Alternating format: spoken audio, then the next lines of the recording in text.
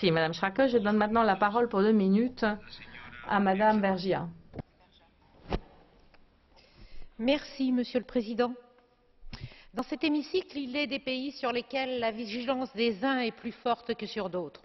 Ce sont les mêmes, d'ailleurs, qui refusent que l'on inscrive à l'ordre du jour d'autres pays où les violations des droits de l'homme ne sont pas moindres, voire y sont pires.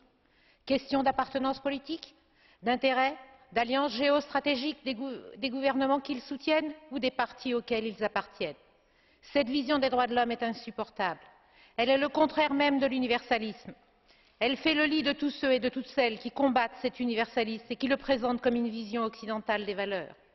Je regrette, par exemple, que nous ne puissions jamais parler des violations des droits de l'homme et notamment des femmes en Arabie saoudite, que nous n'ayons pas parlé du Koweït qui vient de reprendre les exécutions de condamnés à mort, et que nous n'ayons pas pu parler du coup d'État en Centrafrique, et que les violations des droits de l'homme dans certains pays d'Afrique subsaharienne où sévissent les pires dictatures du monde ne soient jamais abordées. Alors nous allons parler du Vietnam. Et c'est vrai que la liberté d'expression dans ce pays est préoccupante, et nous avons déposé notre propre résolution en ce sens pour le condamner. Mais je m'étonne que cette résolution soit quasi uniquement à charge, alors que pour d'autres pays, nous nous perdons dans ces circonvolutions pour ne pas gêner les gouvernements concernés.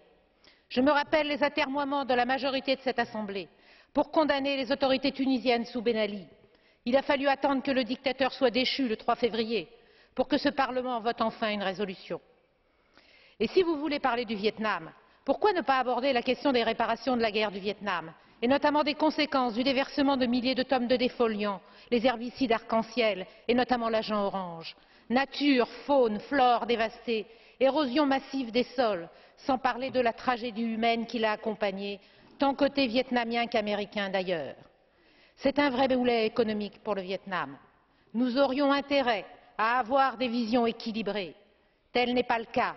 Je le regrette et c'est pour cela que mon groupe, qui ne comporte pas que des députés communistes, n'en déplaise à M. Preda, ne s'est pas associé à cette résolution et ne participera pas au vote sur celle-ci.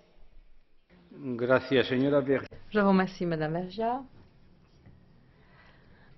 Un collègue souhaite vous poser une question. C'est M. Migalski. Alors, une question dans chacun, une seule, et c'est